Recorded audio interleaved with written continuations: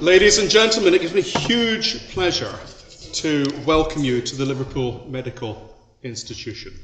For those of you that haven't been before, I believe we have got some members of the public who've very kindly joined us. We think we are the UK's oldest medical institution, older than the Royal Society of Medicine, because we were established as a process of bringing up medical journals and papers from London by carriage so that the doctors and surgeons of Liverpool could keep up to date. If you like, it's the earliest form of continued professional development prior to the internet. And that's why we exist. So we exist today to provide a convivial, collegiate environment in which to share knowledge and encourage people in the art and science of medical knowledge. So thank you for coming. Tonight, we welcome Professor Kate Ardern. Initially working in secondary care, Kate specialised in public health in 1990. She became the country's first consultant in health protection, based in Liverpool in 1998. And then her first Director of Public Health role was in the South Liverpool Primary Care Trust in 2002. She's since held senior public health roles in the Cheshire Strategic Health Authority and NHS North West. In 2008, Kate was appointed as a joint Director of Public Health between the NHS Ashtonley and Wigan Council. In addition to being Director of Public Health, she was also the borough's Chief Emergency Planning Officer.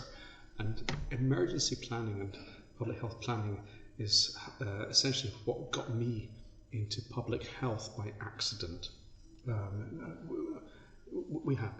Essentially, the government had this plan for pandemic influenza in 2007, and the word child didn't appear anywhere in it. And I kicked up a fuss, and as a result ended up being seconded to the Department of Health for a couple of years, and the rest is now history. So children, it turns out, suffer in emergencies, but sometimes the politicians forget that children are part of that process. So anyway, back to the story. So Kate became Greater Manchester's Combined Authority Lead Director of Public Health for Health Protection and Emergency Planning. And then she co-chaired the Greater Manchester Local Health Resilience Partnership. Throughout the COVID pandemic, Kate was a core member of Greater Manchester's Strategic Coordinating Group, leading the development of Greater Manchester's successful integrated contact tracing system. And she then became a senior advisor to the Mayor of Greater Manchester's Emergency Committee. She's appeared at a few press releases, we've seen her face on television, and she's also made a few media appearances as the public health spokesperson for Greater Manchester. Not that we watch any of that here in Liverpool, do we? Of course we do, so, yeah. In recognition for her contribution to pandemic response, the Financial Times named her as one of the 18 International Women of the Year in 2020, which is really quite an achievement in amongst all the financiers and politicians. So we're really very lucky that Professor Kate Ardern has volunteered with very little arm twisting to come and speak to the Liverpool Medical Institute. She tells me she was once actually a member here, which begs the question why she's still not a member here. So hopefully by embarrassing her in front of the membership, we can rely on her cheque being in the post. So, Professor Ardern, you have the stage.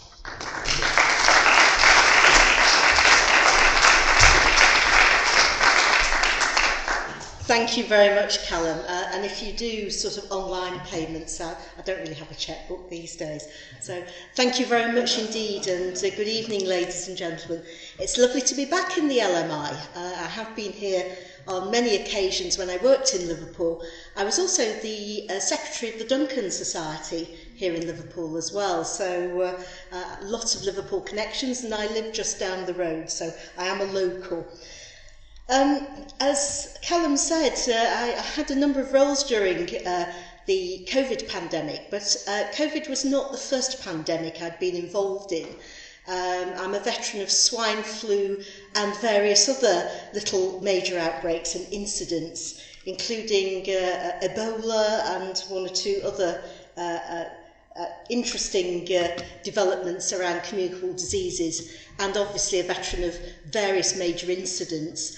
Probably my favourite time was being woken up on Boxing Day 2015 by the Borough Fire Commander.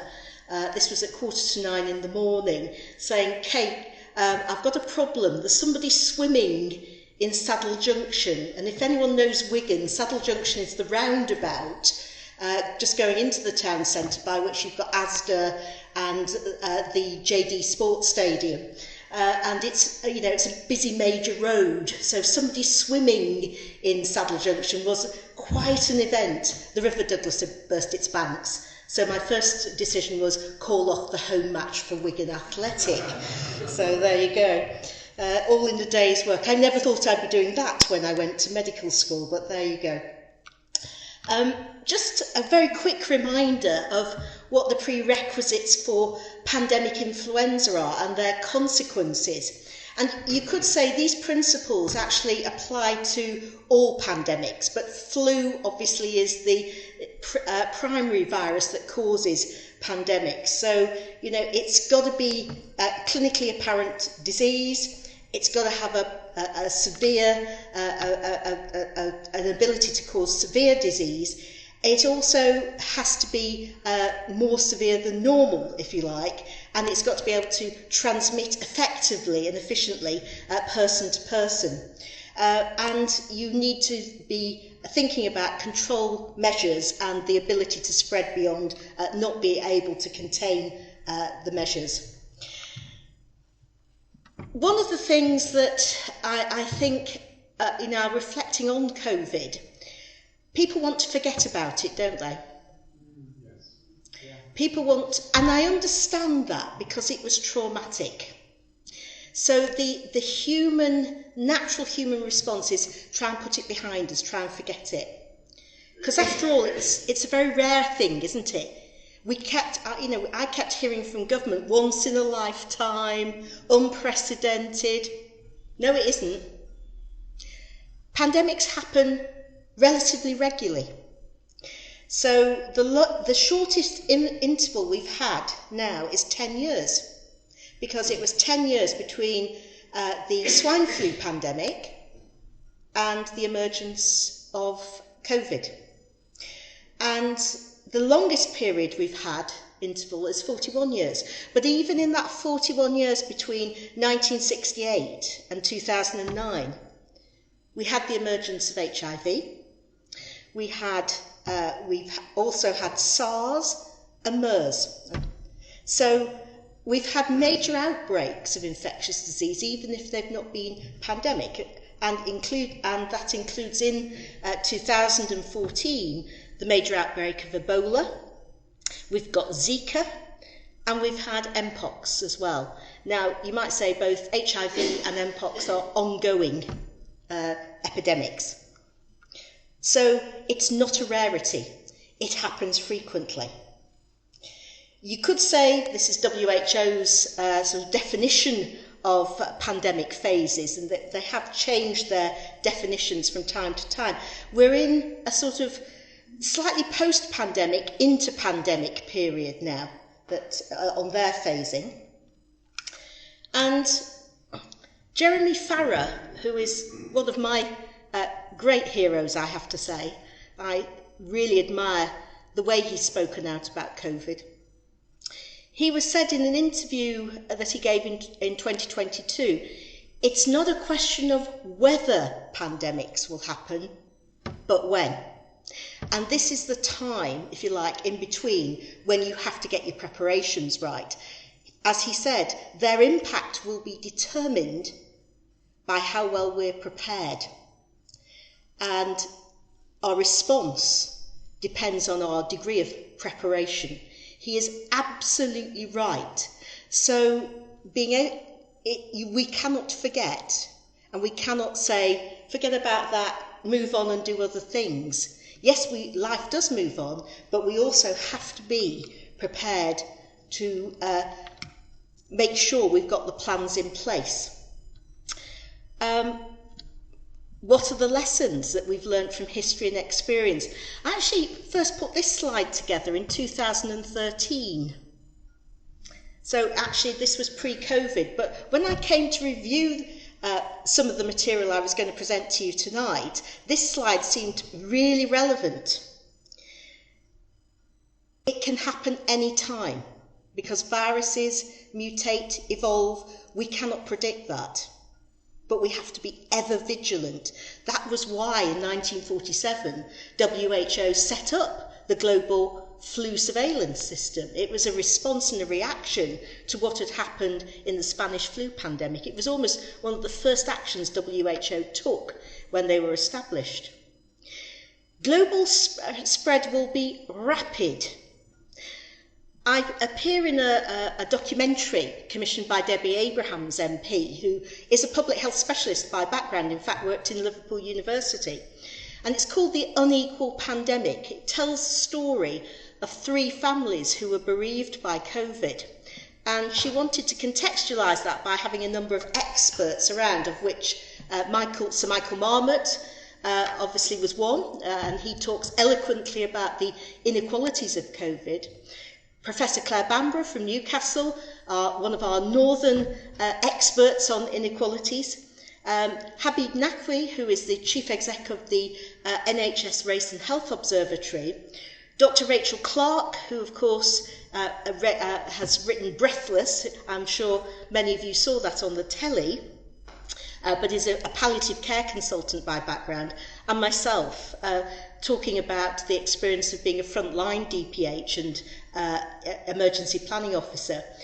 And one of the things I say in that movie, and I will say it again tonight, in 1819, it took about 18 months for the Spanish flu pandemic to circumnavigate the globe. No international air travel. These days, it could be with us in 24 hours. We have much speedier connections. Therefore, we cannot depend on time being on our side. That's why preparations have to be now, and we have to be able to click our fingers and it go. We also find that, this sort of excess mortality is often milder in the first wave of a pandemic and then hits us hard in the second wave. And I'll show a few graphs in a little while that absolutely demonstrates that. And that you cannot necessarily predict that it will always be older people or more vulnerable people who are hit first. We found with swine flu, younger people were hit, because it was a variant of H1N1, and actually a lot of our older population already had some natural immunity to it. So we tended to see more deaths, more vulnerability in our younger age group. It also depends on the circumstances that people are exposed to as well, so it's important to recognise that. Politics really matter in national pandemic preparedness. I've yet to see a new pandemic plan, despite pandemic being at the top of the National Risk Register. We did have a pandemic plan. I think, Callum, you were involved in rewriting it after 2009, and so was I. One of the points about having a plan, a pandemic, it doesn't matter what virus it is. If you have a plan which people know about, have tested, have developed relationships with, that's what you deploy, even if the virus is new. You then adapt it and evolve it, but you deploy the system people are familiar with. What you don't do is throw the plan out and then start, I won't quite say making it up as you go along, but start doing things that are new that people are not familiar with. Stick to your tried and tested systems. Big, big lesson for pandemics. It's also about investing in and exercising national and local civil emergency planning and response. We have a very good civil emergency response system in this country. It was developed out of a number of big incidents. Hillsborough was a contributing factor to it. Through the Civil Contingencies Act 2004. That is what we base our civil response on. And if you look at any sort of analysis of what went on during COVID, once we stood that system up, it worked. There was a delay, though, in standing it up nationally, and I will talk about that in a little while. It's also about, planning for what you might need. So whatever's causing the pandemic, you are going to need good surveillance. You may well need a vaccine, hopefully. You may have some therapeutic interventions like we do for flu. We have antiviral agents. You will need PPE, the dreaded subject of PPE. And you will need to think about how you are going to contain and mitigate, what socio-economic measures you will need to put in place. Test, trace, isolate, support will be the hallmarks of every pandemic, no matter what the causative agent is.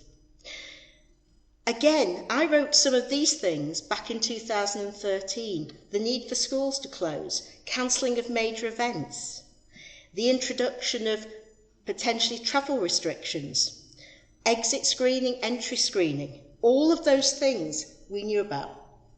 You might say, why didn't we do them all? Quite. But I come to why didn't we? Here we go. Organisational memory in government, a loss of key experienced staff in the Cabinet Office and in other parts of the civil service. Ministerial inexperience. Now, there were politicians who'd managed a pandemic before. Andy Burnham had been Secretary of State for Health. He'd chaired COBRA during swine flu. Nicola Sturgeon had been a Health Minister, and she had chaired all the Scottish response. Mark Drakeford, likewise in Wales. It is a time when you have to set aside party politics and actually bring in ministerial experience. And I think we see from the COVID inquiry that did not happen. We also had, unfortunately, some competing priorities. COVID coincided with Brexit. So you have, whether the civil service had the bandwidth to do two very major pieces of work is an issue. And Oliver Letwin, I think, who's done a lot of thinking about this since in his time as a Cabinet Office Minister, said at an Institute for Government seminar back in December 2002 that preparedness lacks political salience. It's not sexy to do planning. It really isn't. You can't go and cut a ribbon. You can't say, well, we prepared for it, so it hasn't happened. And he's absolutely right. So it's one of the things we have to be able to do is actually make preparedness part of the thinking of it's got to have political salience. We've got to make sure that that influence is there. It's much easier to do that, I have to say, at a local level sometimes than at a national level. And we're often very good at responding, both as a nation and as a society, to what we call big bang incidents. So if it's a sudden event and there is, which can be rapidly managed, and yes, there's a recovery period, which often people forget about, people tend to rush in and want to respond. It's the heroic response, isn't it? A pandemic isn't like that. It's a rising tide incident, and we are less good at that. We're less good at responding to that. And of course, it does become really tiring, both for responders and I think for society.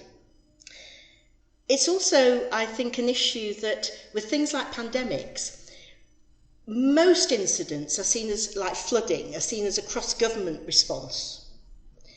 With something like a pandemic, it can be very easy to say, that's health. Well, actually, a pandemic needs a whole societal, whole system response, definitely needs a whole government response.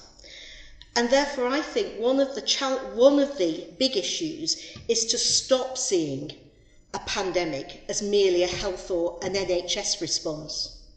It is a major incident like any other.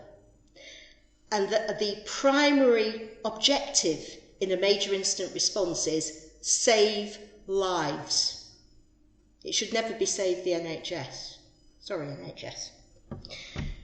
And I think that means a major review needed for the roles of COBRA and SAGE. I was actually invited to join SAGE later on, and I turned them down because I didn't approve the privacy agreement that I'd have had to sign. I think it conflicted with my role in Greater Manchester, where I needed to have that trust between myself and the politicians I was advising.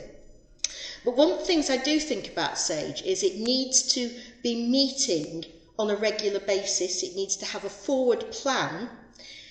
And I think it's very difficult to, if you like, meet as a group of experts in just an emergency response. You need to have formed relationships, and they need to think about broadening out the membership and the, if you like, not just the scientific advice, but putting some of the humanitarian and humanities expertise into SAGE's advice. I think Angela McLean, as the new CSA, is up for looking at this, but I think that is quite a major change that needs to come about as a result of COVID.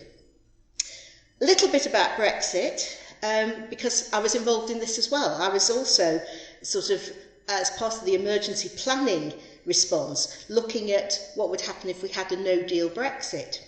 And that was, if you look at some of the issues that were coming out of that, like transport and infrastructure, societal cohesion, organisational readiness, there's a lot of crossover there between what we were planning there and COVID.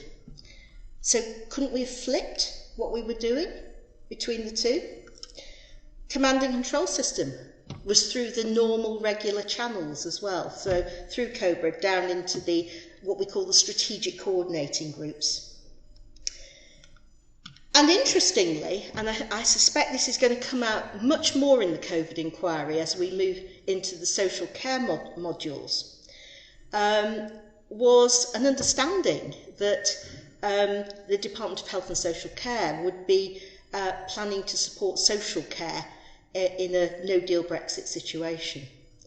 So I think quite an interesting conversation. I'm sure that will come up in future modules for those of us who are keen enough, if you like, to follow the public inquiry, which I think is revealing some very interesting things. There were lots of issues for local resilience fora. I think, again, major outbreak plans, testing those, testing your relationships, making sure that you have local supplies. One of the things we did in Greater Manchester, one of the things I did locally in Wigan after the swine flu pandemic with our chief pharmacist was to have a stockpile of antivirals, some common vaccines and PPE available to deal with a flu outbreak, a major flu outbreak. We had enough to deal with 100 to 150 cases of flu. So we could, if you had a nursing home or a care home that had a flu outbreak, we could rapidly deploy that. And that was hosted and still is hosted in both our hospital pharmacy and one of our big community pharmacies, which can dispense 24/7. And that was a real lesson, because what we'd seen during swine flu, and it was even more of a case during COVID, was that national supply chains were not resilient. So you needed to have local and regional supply chains supplying the whole system. One of the things Greater Manchester was very good at was setting up a regional, for the whole of the conurbation, supply chain for PPE. And that was whole systems. So, for example, if the hospital in Ardern was running out of face masks, but social care in Rochdale had plenty, we could organise mutual aid. And that was under the brilliant, I have to say, leadership of the chief exec of Rochdale, Steve Rumbelow, and the leader of the LEP, the Local Economic Partnership, our growth company, Mark Hughes, who had the links into all of the local businesses. So in other words, what we were doing was actually setting up our own supply chain, our own very rapid response supply chains, which could mutually aid across the system. All of that you can put in place before you have a pandemic. So the importance of place and local systems actually operating with control over their local assets is really important. You also have to coordinate things like excess deaths, so that involves obviously the local coroner, and our chief coroner in Greater Manchester chaired the excess death group. And you also have to think about how you are going to redeploy and multi-skilled staff. And we did a lot of redeployment very effectively, for example, in our contact tracing centre. So people matter, getting them skilled up. Place matters, knowing your local assets, knowing your local community. And politics very definitely matters. And one of the joys about working as I did in the local system was that there was real thought through, for example, our HR and OD teams and colleagues about how we would redeploy staff. Things like staff passporting was really important. Thinking about how we would support staff if childcare arrangements went down. So, for example, if nurseries were closed, a lot of thinking being put into that. But it's much easier to do that when you're planning than in a response mode, because people tend to panic when they're in response mode. The socio-economic impacts of pandemic planning are critical. And having an early conversation with your employer organisations and businesses, I'm just going to get the water, is really important. One of the, one of the great benefits of the way we worked in Greater Manchester was that we had our business community working alongside us, and Mark and the business leaders were absolutely brilliant. So we were able to offer advice and support into businesses, particularly around protecting employees, but also work with our smaller businesses. I think often nationally we talk about large employers. We forget that economies in places like Greater Manchester and indeed in Merseyside are largely made up either of the public sector or small and medium enterprises. Very seldom is it very big business, people who, businesses that have, for example, occupational health. So they are very reliant on support from local government to help them, function, but also protect and support their employees. And many good relationships were made during COVID with our SME sector, so much so that post the acute phase of COVID, a lot of our SMEs have now, are working very closely with public health teams in local government in Greater Manchester to do things like health checks and health improvement and workplace health. So it's really fostered a very good relationship. And welcome to Greater Manchester. Well, COVID, like other pandemics, and I think, again, another reflection I'm going to give you is that often when we do health protection, we think about outbreak management, we think very much about the science of it, doing epidemic curves, looking at statistics, looking at modelling. What we were less, I think, knowledgeable about was the human aspect of a pandemic. And much of the health inequalities research we've done in public health has very much focused on non-infectious diseases, so heart disease, stroke, cancer. We're very familiar with the inequalities issues that face people who have those kind of conditions, or the prevention model for those kind of conditions. What we've probably forgotten about, that the same health inequalities that impact on CVD, diabetes, etc., also impact on people's ability to respond or be resilient to outbreaks of major infectious diseases. It's almost, we've been in a little bit of denial. We've sorted infectious diseases, haven't we? Got antibiotics. I think Dame Sally Davis would tell us, as the nation's antimicrobial resistance champion, I don't think antibiotics are going to be the cure for this. Again, they're fine, but we're moving into a post-antibiotic era. So COVID laid bare the structural inequalities that people were experiencing for other diseases.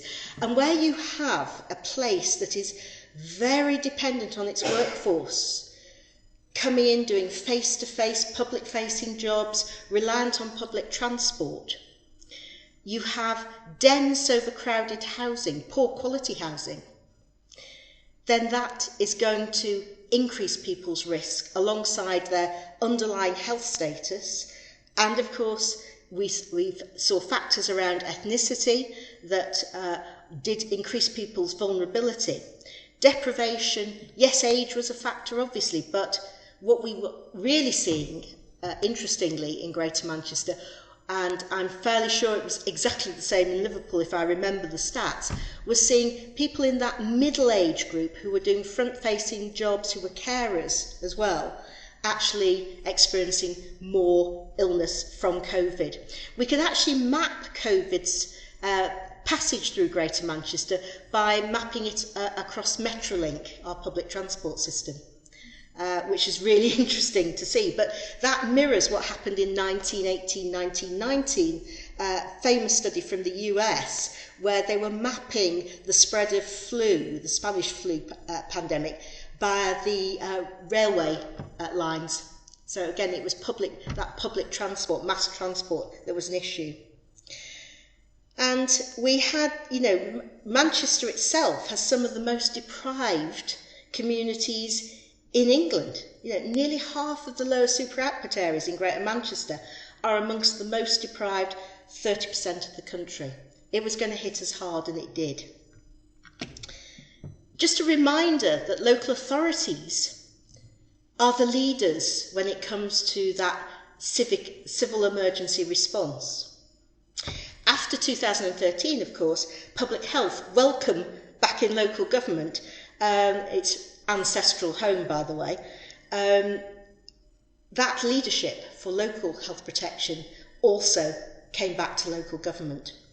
And this is just a reminder of what the civil contingencies planning landscape looks like. So myself working in Wigan and how we were organised, through to how we organised on a place base for the whole of Wigan, not just a council, but how we interacted across all agencies in the borough. And then how we worked across with our colleagues in Greater Manchester. We had the Greater Manchester Resilience Forum, which was a brilliant multi-agency partnership. We took a very bold decision in 2013.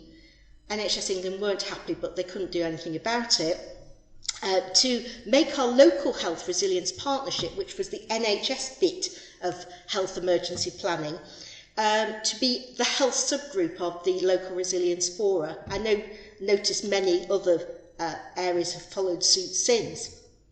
And that meant both we made sure that NHS emergency planning was dovetailed in as part of the multi-agency response and was not siloed or separate.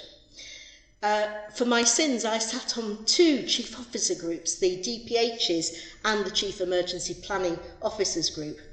And we have, uniquely in Greater Manchester actually, something called the Civil Contingencies Resilience Unit, which is a group of, a unit and team of expert emergency planners hosted by Manchester City Council, who oversee all of the planning, the developments of plans, the training and exercising, and act as the secretariat for the Resilience Forum.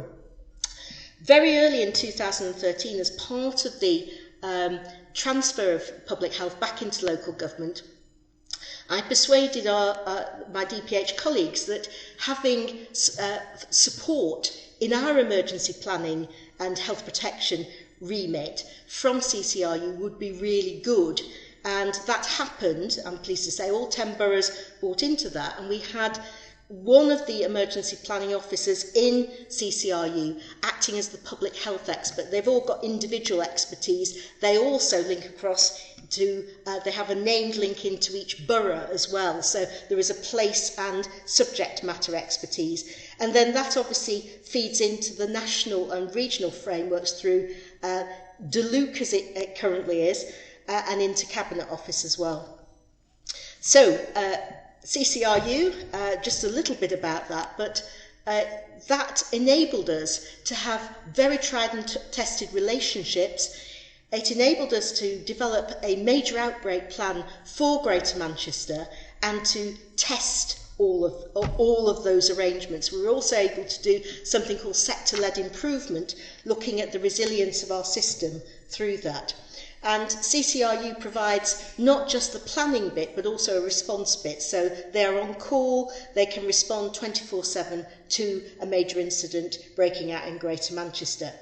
So when COVID hit, the first thing we did was to go and look at the major outbreak plan. And the second thing we did was to stand up in March 2020 the Resilience Forum into its response mode, so the strategic coordinating group. We made an early decision that the chair would not be a police or a fire officer. That was not appropriate for a pandemic. But in fact, the chief executive of the combined authority became the chair of the SCG, and there was a clear membership. In other words, what we did was to activate our normal systems. The one change to that, which was about politics, was that Mayor Burnham rang me up, and our Chief Resilience Officer, Cathy Oldham, who heads up the Civil Contingencies Resilience Unit, and said, because of his experience of chairing COBRA during swine flu, the last thing you want are a bunch of politicians all asking you separate questions. So what I'm going to do is convene a committee, I'll call it the Mayor's Emergency Committee, which has all 10 council leaders. I will chair it along with the Deputy Mayor, who was Baroness Hughes at the time. And you might say a sort of Greater Manchester version of COBRA, which was great. And it meant we were able to establish a very early battle rhythm. We were able to have the SCG meeting, clear briefings prepared, then the emergency committee met, and all the politicians got one version of the truth about the epidemiology, the stats, the health statistics, what was going on in terms of community engagement, because we were doing comms briefings and exercises with the public, doing testing with the public in terms of testing public opinion through the excellent comms team in the combined authority. The police were able to report on enforcement and, of course, on community cohesion. The voluntary sector were able to report on community issues. And we were also able to look at the economy as well. So we had one version of the truth, one element going out. Interestingly, at the same time, that led to a clear set of battle rhythms around communication. So the Mayor would have his committee, he would agree lines in terms of a press conference, and there was often a press conference. Callum made mention that I appeared at them from time to time when a public health expert was needed, and I acted as the principal spokesperson on public health for Greater Manchester. Very important to have someone who's consistent and who the public consistently sees and gets to know. It's about trust, and it's about having a human face as well. So I used to do a lot of comms, particularly on local radio, local TV. I steered off national because that was not my remit. My remit was to have a proper relationship with the public of Greater Manchester, for them to get to know me. And I pay tribute to our local media, particularly the Manchester Evening News and BBC Radio Manchester, who were absolutely fantastic all the way through. Big up local media. Local media are absolutely critical during a pandemic or major incident, because they can get to the parts that often officialdom can't get to. We'd already started to review our arrangements ahead of the pandemic, and we'd been starting to increase our investment in health protection. and look at things like succession planning. So the pandemic, in a sense, was perhaps a welcome reminder that that needed to happen and that we needed to improve our operating systems as a conurbation. This work is still ongoing post my retirement. I know that they've been doing some more sector-led improvement over the last 6 months with the Local Government Association.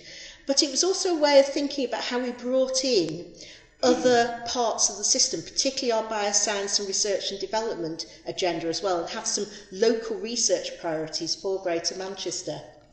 That was the system we then worked to, and this was the system really set up eventually by national government. They had to come to local government in the end by late 2020, but we had activated our system in March. And that was really helpful in terms of timely decisions. This is a little bit about the sort of epidemiological story that happened in Greater Manchester. As you can see, that's waves 1 and 2. One of the things, again, I would observe that why geography is important and geography and place matter. If people are making decisions at a national level based on what they're seeing around them and are not taking cognizance of what's going on beyond the areas that they know, they may not necessarily always make the best decisions. And one of the observations I would make about national decision making during this pandemic, and it must change, is that there was very little intelligence being fed up or being asked for from the local system. Now that's interesting because after the Storm Eva floods, Cobra in 2015-16 did actually make an effort to get the local system in. They brought local politicians, local leaders in, particularly around recovery. But that didn't happen in COVID, not until far too late. And one of the issues, I think, around the lifting of the first lockdown was that Greater Manchester was still at the peak of the first epidemic wave when the first lockdown was lifted. The South East was out of that. And it meant that for many parts of Greater Manchester, Wigan was a slight exception. They remained in an epidemic phase. They never came back down to pre-pandemic levels. And then we had a big spike of infection in Bolton in September 2020, and Greater Manchester just took off after that. It meant, of course, that it impacted even more strongly in places like Greater Manchester. Matt, if he was here, would say the same about Liverpool. Colleagues from Yorkshire and Humber and the North East would also say the same. It really hit hard on places in the north that were having to almost cope with a wave of infection when lockdown was lifted. You might want to ask me questions about whether I think lockdown was necessary. I think it was by the time we got to it, unfortunately. But COVID-19 and the measures hit hard on Greater Manchester, very hard. And the Mayor, you probably famously remember the Mayor having an argument with government about the level of support needed to help people isolate. If you're going to have people isolate, they must have sufficient resource to support, to be supported in doing that, particularly if they're on minimum wages, 0 hours contracts. You can't afford to self-isolate. You have to be supported. And that was really hard for Greater Manchester. We had a number of strategic aims. We had a plan that we put together in 2020, at the end of 2020. So we had, a clear plan going forward through 2021. This is all part, it may sound very boring to do this kind of planning, absolutely crucial if you are to plan your way through a third epidemic wave into recovery.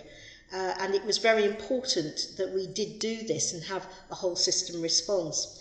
So doing planning is really crucial, and it has to be done with local intelligence and local knowledge. I'll talk a bit about the integrated contact tracing system, because that was something I think we did an absolutely superb job on in Greater Manchester. We were the first part of the country to put in place a local contact tracing system.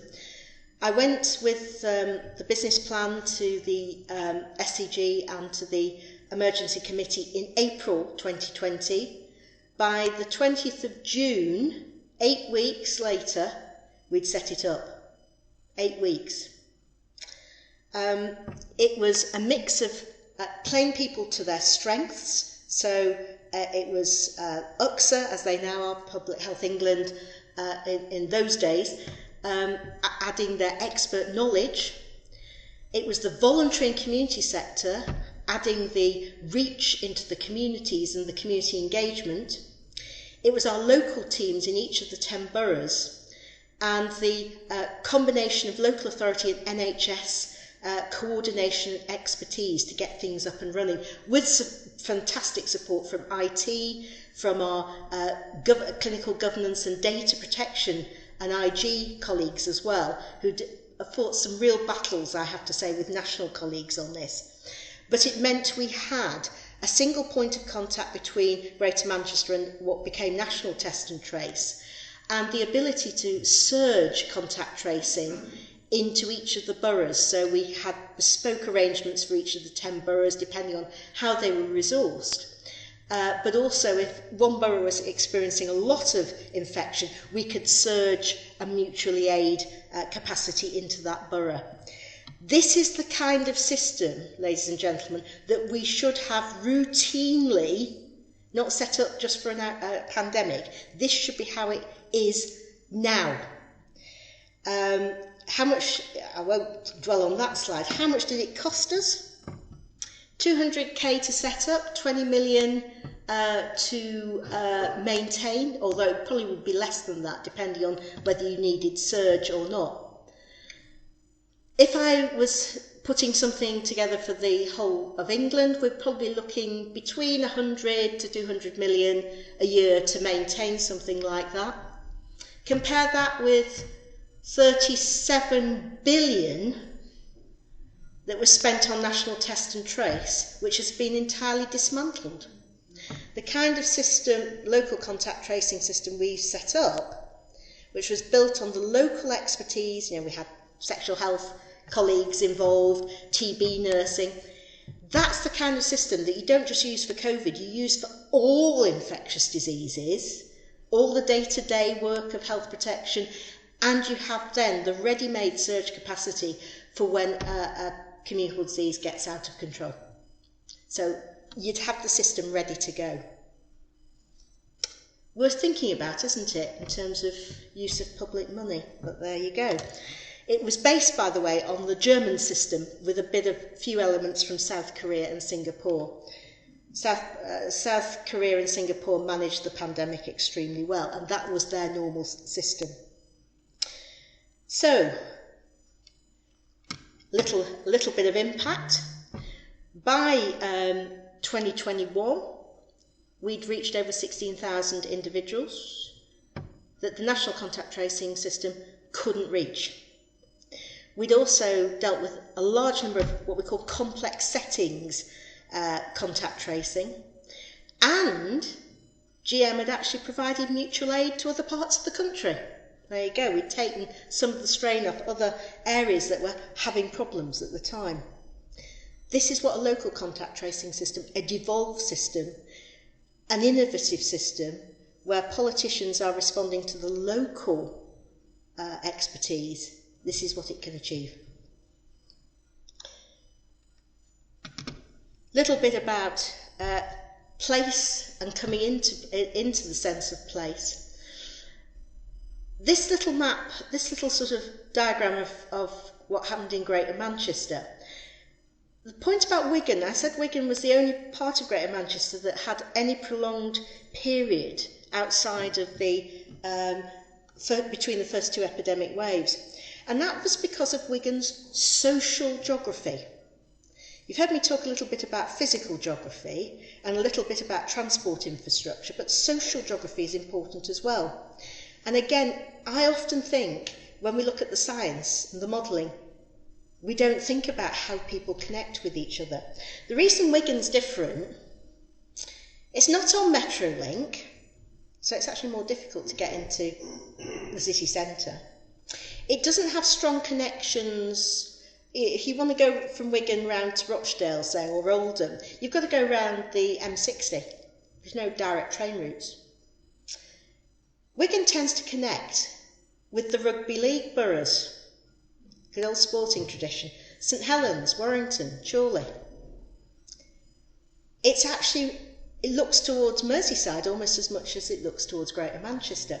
So I had to have an eye, when I was putting my Wigan hat on what was going on in Lancashire and Merseyside and Cheshire, as much as I had in Greater Manchester, because actually that social geography and social connection was far more important. We underestimate that when it comes to pandemic planning and response. It's very important, hence the importance of understanding your place, how people connect, what the local intelligence is, where the connections are in terms of sporting, culture and heritage. Really important. The humanities are just as important as the science. And that is a lovely sort of, if you like, demonstration of what I meant. All through those summer periods, until Bolton had its spike, Wigan was doing quite well. We were the only ones who dipped right down. If only the vaccine had been available then, we might have been able to put in an intervention. That's a little bit about, just demonstrating that middle age group, those women and men who were doing front-facing jobs, were really quite significantly affected. And just to say, even within a borough, you will get infection rates happening at different times. It doesn't spread uniformly, either across a country or even within a borough, in terms of infections. Understanding that is really important. This is where I think the Joint Biosecurity Centre kept calling it the whack-a-mole theory of outbreak management. Really doesn't. Have they been watching Dustin Hoffman in Outbreak, I wonder? That was not the right approach, and indeed it demonstrated a lack of understanding of how outbreaks spread. And again, I guess our deaths mirrored. We had the worst numbers of deaths right early on in the pandemic, and then they did come down, thankfully. But we did obviously experience deaths in the second wave as well. But that was in a younger age group. And then I guess I'm just going to sort of finish off with some comments about how a community can actually come together. We had these as our principles, and you will note we respond to an outbreak as a borough without delay. Delay is fatal. We think about the money afterwards, because the ultimate thing is to save lives.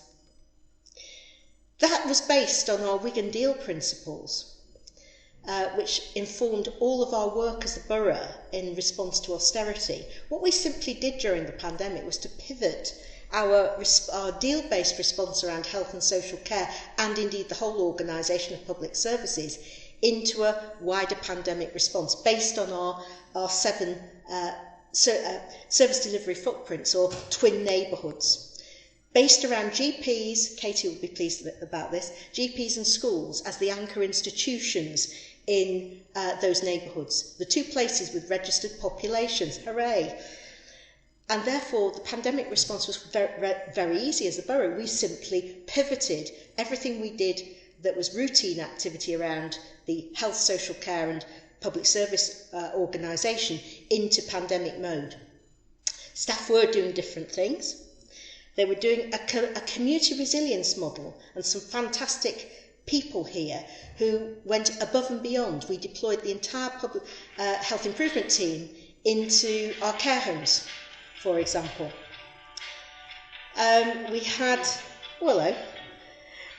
had support through our schools and head teachers to our younger citizens. And we also worked very closely with our businesses. We did dummy runs with the flu vax, using our leisure centres in preparation for a mass vaccination programme, and learnt the logistical challenges of doing that. So we also worked out what you needed to do very much at a neighbourhood level and what you could do once across a borough. Those arrangements are still in place and are ready to go the next time a pandemic hits or a major outbreak. So this idea of having centralised PPE, centralised food distribution, and the logistics done once at a borough level, but making sure that we had community support and humanitarian assistance, things like dog walking, organised at a neighbourhood level. And dog walking was very important, by the way. We also were able to target our vulnerable groups as well. You can't do this from Whitehall. You cannot do this from Whitehall. One of the groups I'll pick out here were our canal dwellers. Unless you know you've got canal dwellers locally, you're not going to think about them as a vulnerable group, but they are. And Gwen Derbyshire, who worked for me, was brilliant. She was the liaison with our canal dwellers. In fact, the Canals and River Trust commended her for her work during the pandemic, one of only 2 areas that picked up on canal and river dwellers being a very vulnerable set of people. The other things I would also say is the sex industry went on completely unhindered during the pandemic. So the relationship we had through our sexual health services and our health outreach support team to sex workers in the borough was incredibly important. It also reduced the rate of COVID infection in that particular cohort of the population. And we were able to bring all of our rough sleepers into a hotel that we had commandeered in the borough and did wraparound support, not just for COVID, but for all of the rest of the issues that those individuals might be facing in terms of perhaps drugs and alcohol, education, employment, etc. We didn't have a single person who was homeless die from COVID in the borough. You have to know your community really well. We've learnt from that resilience model, and that is very much around deepening the understanding, making sure that we keep those relationships going throughout, responding, not just during the response, but we maintain it going forward. And we think about how we prepare our citizens more. So use of things like community resilience champions, really important. And I'm going to sort of whiz on because I know we're getting short of time. One of the things that we undertook in Greater Manchester towards the end of the acute phase of COVID was a big stocktake, looking at what we'd learnt, what we'd done, what we needed to beef up in each of the boroughs going forward. So that was undertaken and completed just before I retired. Very important to be able to hand that on to successor DPHs and successor colleagues.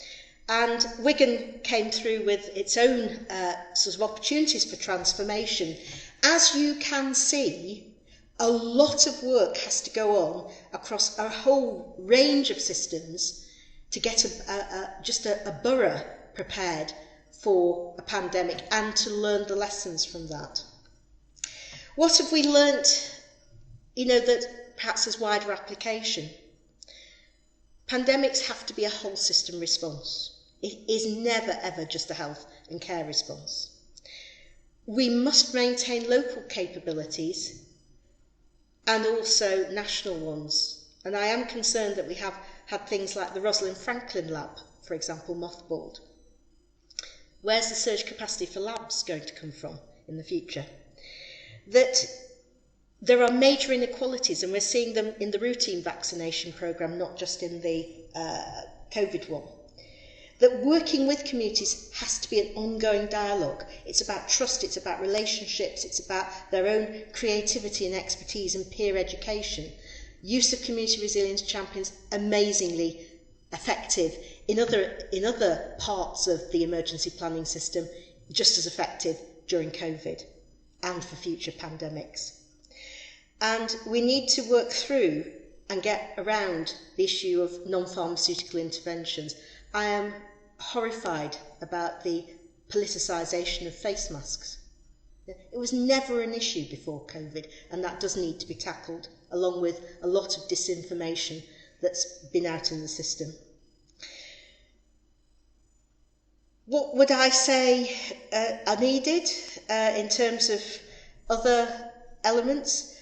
Well, I think we do need to have better surveillance systems. We need to invest in some of the excellent science that we saw during COVID, particularly on the wastewater testing. We still have surveillance systems that are not really fit for purpose in this country, and yet we've got the science to make them much better, and they could be invested in and linked to that kind of local contact tracing system. So we need to get beyond reactive snapshots, and we need to have real-time surveillance, wastewater testing that allows us to get into communities really quickly and stop individual cases becoming clusters, becoming outbreaks, becoming epidemics. That you have to get upstream with the prevention. And I think, for places like Greater Manchester, for places like Merseyside, that means additional investment, devolved investment, and it needs to be tied up with the big debate that's going on around English devolution, because I think we have to recognise that there are places where inequalities are deep and structural, and they will impact on those communities' ability to withstand a pandemic. Because pandemics begin and end with communities, and that's all of us. Please do watch the Unequal Pandemic. It will be out on YouTube fairly soon. It's still having a few private screenings, but it's well worth watching. It is the story of 3 families who lost loved ones to COVID. The humanity of pandemics is really important. And if you're interested in some further reading, these are 3 reports I can heartily recommend. Michael Marmot's Building Back Fairer in Greater Manchester, report from the Academy of Medical Sciences and British Academy, which I was part of, on historic and geographic inequalities, and another report that I was also involved in, which was the Health Foundation King's Fund report, A Year Like No Other. Great title for a report on pandemics. Thank you very much for listening.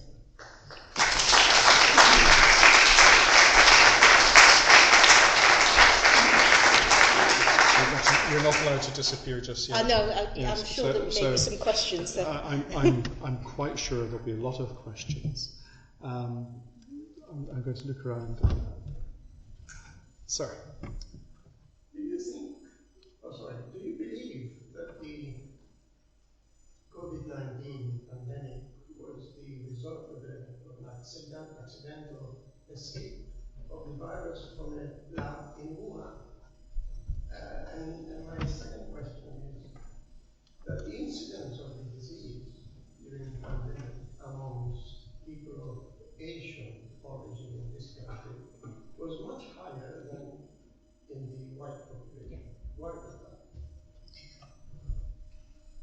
Well, you might be able to answer the second question, but I wouldn't want to comment on origins of COVID. There are lots of various theories, but what I would say to you is that most pandemics arise because an existing virus has mutated. And don't forget, SARS-2, as COVID actually is a member of the coronavirus family. So, and we'd already had SARS. So I'm not really into conspiracy theories about labs at the moment. In terms of the second question, you're absolutely right. And that was one of the report I commend to you is one that Professor Kevin Fenton, who is the Regional Director for the Office of Health Improvement and Disparities in London, but also the President of the Faculty of Public Health, he wrote a very, very good analysis of the inequalities resulting from ethnicity during COVID, which we can obviously put upon the website. It's a public document. But I'd also commend what Habib Naqvi said as well, which was, I think we saw a lot of people in front-facing public jobs, so that increased their risk. And also looking at the causes of causes as well. So, you know, when you do pandemic measures, you have to be, you know, sort of, when you're thinking about risk, you've got to think about people's maybe biological risk, but also their socioeconomic risk as well. And I think we saw a lot of people who were you know, doing very risky front-facing jobs without adequate PPE. And, you know, that comes out very strongly in a number of the reports. I'm going to take the opportunity to echo everything that Professor Ardern said there. Again, I'm not a conspiracy theorist. We've had 6 coronaviruses escape from the animal population into the human population. It was just a matter of time that another one would do it. The issue about Asians, fascinating. Viruses discriminate. They discriminate against the young, the old, those with multi-morbidity. But they also discriminate against those that choose through culture and societal pressures or cultural ideals. And I think the first 6 doctors that died were Asian. Yes, that's right. And these were not poor men. These were professionals who were working up close and personal. And I think there are some cultures which relish human engagement as part of their culture and their behaviour, and that put people at risk as well. And it is tragic, but it's not a simple concept that these are poor, multi-generational, overcrowded families. That trope, that is a lazy trope. It's far more complicated. I'm sure it does have a degree of multi-morbidity. There are higher rates of diabetes, there are higher rates of hypertension, but there's a much more complex issue around people's employment. Sorry, I shouldn't be talking. We heard bits and pieces during the pandemic about herd immunity. Now, Okay. is there any substance or truth in the concept of herd immunity, or was it something that was made to cheer us up? I think and Callum's laughing. We could do a great double act. We could do a great double act on this one. I think herd immunity was misused during the pandemic. When we talk about herd immunity, we're talking about rates of vaccination. So, for example, if you look at the routine childhood vaccination programme, we say you need to get to levels of 95% on routine vaccination to achieve herd immunity. You don't achieve herd immunity through infection, which I think was one of the theories being proposed. And to do that, you are exposing a lot of exposing a lot of very vulnerable people to a nasty disease, of which many of them would succumb, as happened during COVID. Herd immunity is not acquired through infection. It's very specifically about vaccination.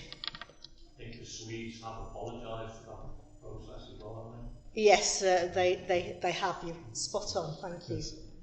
I don't know if you want to answer that. The lady at the front.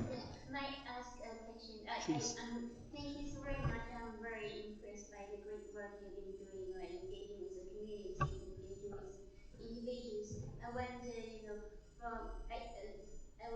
wonder, from a global perspective, you really want to develop proper surveillance model. I think we need to sample the reservoirs containing wild animals quite regularly.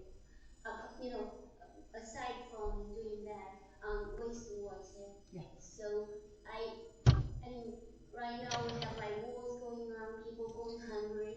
I wonder, where are the resources that we really need to install and apply such a proper surveillance model to safeguard like the whole community against like the emergent contagious virus on top of like global warming or climate change, the risk from that. Thank you so very much. Well, you've given me a wonderful segue into saying there's a paper coming out which I'm one of the co-authors of, which will be in the British Academy New Bulletin. So look out for that.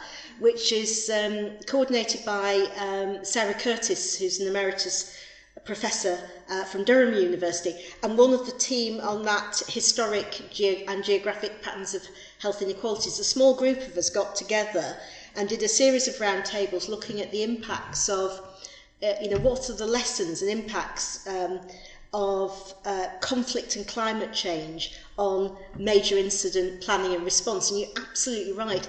When you've got sort of chaotic situations, as you have during any kind of war, and obviously we're seeing that played out awfully at the moment, then it is very difficult to contain communicable diseases. You see outbreaks of cholera, typhus, etc., often accompanying conflict. And similarly, we're seeing with climate change the emergence of different sorts of diseases. So, for example, in this country, we're seeing much more tick-borne illness, which was not something, that was an issue. Most doctors, certainly of my age, wouldn't have thought of tick-borne Lyme disease as a particular challenge, but it's emerging through climate change. So we do have to have flexible responses. And I think one of the things we're saying in the paper is working with communities, and particularly the role of women, and that hasn't come from me, I have to say, it's come out of the research that's been done in situations of conflict and where we've got impacts of climate change, is really important. So that point I was making about, helping communities to be much more resilient and skilling them up, particularly I think about the knowledge and management of assets. So one of the things we did post-flooding in Wigan, for example, it's a very small example, but perhaps a helpful one to think about, is we recognised that we needed to put some assets with the local community to help them respond to flooding. So that might be some sandbags that were under community control, and we also placed one of our high volume pumps over in Lee, because we recognised when you have flooding across the borough, you can't get from one side of it to another. So putting our assets inside the community and training the community up to use and be able to deploy and have the control over those assets is really important. And I think that's something we need to develop much more of, linked into the kind of testing system. I guess the sort of more global elements link into what WHO are doing particularly, and their assets and resources. And obviously discussions amongst political leaders. Again, it comes back, doesn't it, to people, place, poverty, politics matter. And having my personal hero of globally is Mike Ryan from WHO. I think someone who knows probably more about pandemics than anyone else on the planet. And I think he was somebody I listened to a lot during COVID. But the other great hero of mine, who never gets the recognition he deserves, I have to say, was James Niven, who was the Medical Officer of Health for Manchester during the Spanish flu pandemic. And much of our understanding of pandemics actually come from Niven's observations during that. He was meticulous about that. He was also the first person to understand that if you could deploy a vaccine between pandemic waves, you would absolutely lessen the impact of a subsequent pandemic wave. You could almost nip it in the bud. Unfortunately, when he was alive, we didn't have the technology to advance vaccines or indeed the logistical deployment, but he is a great hero of mine, and I'd like to see either a lecture or a statue dedicated to him at some point in the future. I'm sure I saw... Sorry, the gentleman there, please. You mentioned that they dismantled the test and trace system. Yeah. You alluded to sort of like a bit of pandemic fatigue at the start. I'm just wondering if you're optimistic at all that if, say, tomorrow was to mark the start of a new pandemic, do you think there would be like public uptake of the measures? Do you think we would do better, I guess? I'm not optimistic at the moment because I think well, I'll do a sort of glass half full, half empty. I'm not optimistic at the moment necessarily nationally. I think the local system would respond very quickly, and I think there's plenty of organisational memory in the local system and political leadership as well. So the local system, local government and local communities came out of the pandemic very well in terms of their response. Directors of public health came out of it in highly regarded. The acid test of that was if I'd gone in the supermarket before the pandemic and someone said, "Oh, what do you do?" And I said, "Well, I'm a director of public health." They'd get, "What the heck's that?" During COVID and after COVID, someone said, "Oh, what do you do?" And they said, "Oh, I'm director of public health." "Well, that's a really important job." Yeah, so the public recognition went up. I think the challenge we have is public trust, and public does not trust authority, and I can absolutely understand why that is, and therefore I don't think we would respond quite as well as I would like. Yes, I do, and we've seen that. We're seeing that with childhood vaccines at the moment. You know, it's the sort of spread. So I think again, it's back down to local relationships as much as possible, and I think there's still a trust in the local system and local frontline staff with the public, and that's what we would have to really fall back on. But yeah, national assets have been stood down, unfortunately, and we should be investing. I'm looking around, particularly at the back rows, who I tend to neglect. I'm aware we've got some visitors from outside, but if you any questions? Oh, there's a lady at the back. Please, you at the back as well. Think up some questions. Go on, please. With the kind of decline of child vaccination, Yeah. what is the possibility of a pandemic of a virus that we already have vaccinations for and able to immunise against? Obviously, we have this new generation who's not taking that. Well, we've already got significant outbreaks of measles going on. It wouldn't be a pandemic, but it would be, you're talking about major outbreaks or epidemics in this country. Yeah, measles we're seeing in parts of the country. Birmingham's had a significant challenge. And again, one of the things I observed during COVID with the COVID vaccine was that areas where historically vaccine uptake was good, they had a good uptake of COVID vax. So, for example, in Wigan, always had met its 95% target on nearly every vaccine, including MMR actually. And therefore there was a very, strong take-up. There was no sort of problems. We did have 6 anti-vax campaigners turn up at one centre, and before, although the staff had called the police who were on their way, actually the people in the queue for the vaccine dealt with the anti-vax protesters before the police turned up. They never ever came back, I have to say, so there's community action for you. But I think, London historically has low levels of vaccine uptake, and I think the lack of vaccine confidence there and in places like Birmingham is really quite worrying.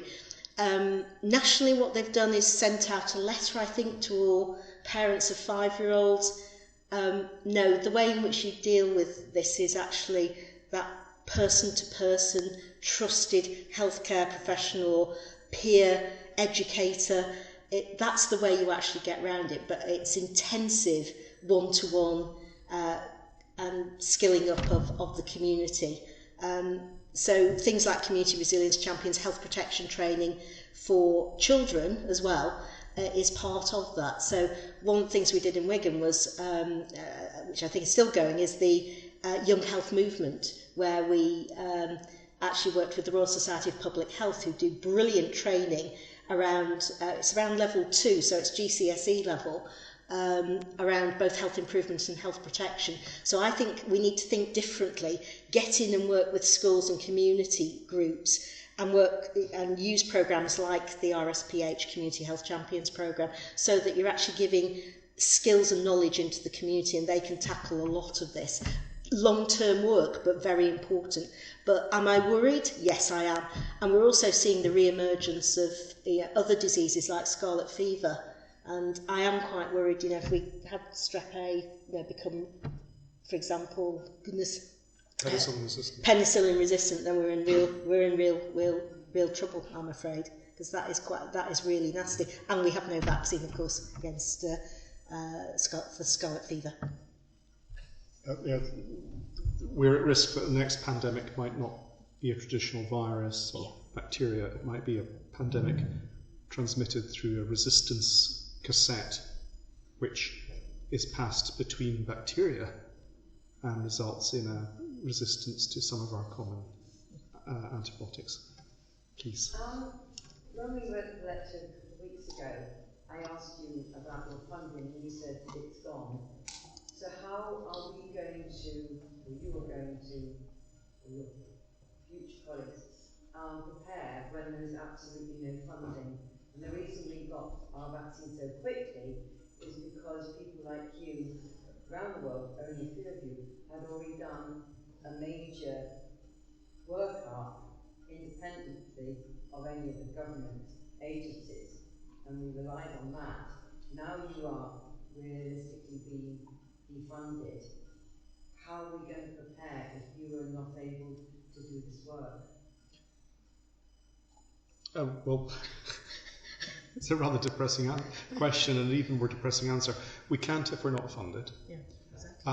What I would say is that the national priorities for the process for identifying the most likely risks to public health and civil health continue to maintain a pandemic at its peak, and I think when we get a slightly more when we get a change in government, we probably will see a realignment and potentially an outbreak of common sense. I can sort of add to that if you like. One of the bright moments I had at the last October was talking to Nia Griffiths, who is the Shadow Minister for Resilience. And very interestingly, Nia was following closely the pandemic response. She has a lot of experience in this area.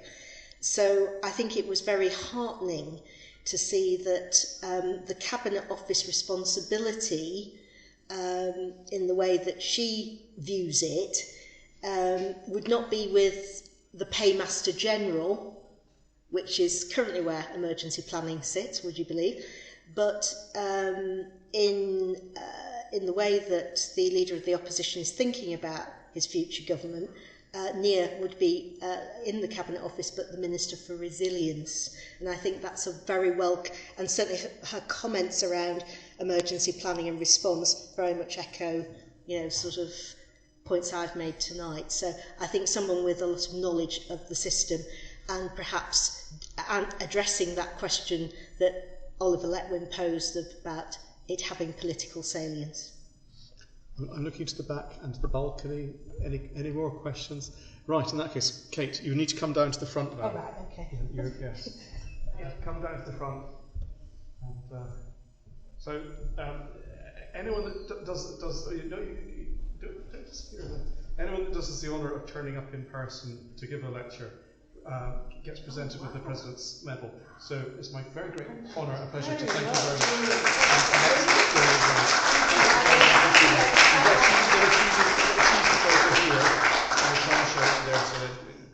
There you are. Thank you very much. Oh, that's wonderful. Thank you. You rest yourself now, and I'll finish things now. So, ladies and gentlemen, thank you so much for coming out on a dreich night, terribly wet, fighting the traffic. It took me an hour to get here through the tunnel, and I know a couple of colleagues also took 40 minutes to get through the tunnel. Our next lecture will be on the Thursday, the 9th of May. Professor Lawrence Allison is a very interesting chap. He is originally, I think, a forensic psychologist, but his area of specialty is how do we train people to make the least worst decisions under extraordinary pressure, by which, for example, the cave rescue of the football team in the caves where people were looking at drowning. He studies that kind of thing. He advises the police on when do they go in, bomb teams, when do you go into a tunnel if there's a bomb in a train, do you lose one more bomb disposal team, or do you leave someone that's tied to a bomb to explode in the dark? This is the kind of stuff that is his expertise. He's a fascinating chap. His stories are really interesting. This is stuff from the far side. I very much can recommend his body of work, and he's published 2 successful books on the matter. For those of you that are visitors, if you scan the QR code, you will find a link to our membership. You'll be surprised at how cheap it is. It's actually free for students. If you're a student, it's entirely free to join us. If you're not a student and you're affiliated and allied to health in any way whatsoever, just turning up really qualifies. I think you'll find it's about £45 or £48. So please do consider joining.